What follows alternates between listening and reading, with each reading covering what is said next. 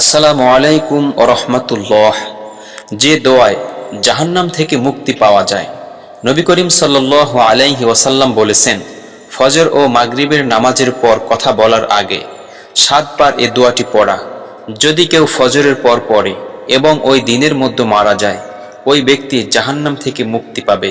সুবহানাল্লাহ।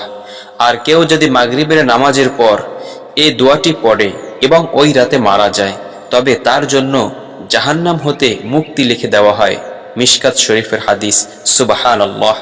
সম্মানিত দর্শক, এমন একটি দোয়া রয়েছে, এই দোয়াটি যদি কেউ 7 বার পাঠ করে সকাল সন্ধ্যায়, তার জন্য জাহান্নামের আগুন হারাম হয়ে যায়। সুবহানাল্লাহ। হযরত আল হারিস ইবনু মুসলিম আত-তামিমি রাদিয়াল্লাহু আনহু তার পিতার সূত্র বর্ণনা করেন, রাসূলুল্লাহ সাল্লাল্লাহু আলাইহি ওয়াসাল্লাম তাকে চুপে চুপে বলেন, যখন তুমি মাগরিবের নামাজ থেকে অবসর হয়ে 7 বার বলবে, দোয়াটি হলো আল্লাহুম্মা আজিরনি মিনান নার। আমরা সবাই এই ছোট্ট একটি দোয়া, এই দোয়াটা সবাই পারি। দোয়াটি হলো আল্লাহুম্মা আজিরনি মিনান নার। এর অর্থ হলো, হে আল্লাহ, আমাকে জাহান্নামের আগুন থেকে রক্ষা করো। সুবহানাল্লাহ।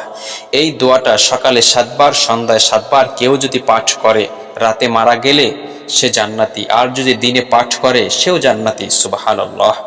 তুমি তা বলার পর ওই রাতে মারা গেলে তোমার জন্য জাহান্নাম থেকে মুক্তি লেখা হয়।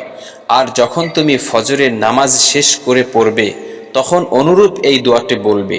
অতঃপর তুমি যদি ওই দিনে মারা যাও, তাহলে তোমার জন্য জাহান্নাম থেকে মুক্তি লেখা হয়। সুবহানাল্লাহ, সুবহানাল্লাহ। আসুন আমরা এই ছোট্ট একটি দোয়া, এই দোয়াটা বেশি বেশি পাঠ করতে পারি এবং আমলটি করতে পারি। আল্লাহ তাআলা সেই সুযোগ দান করুন।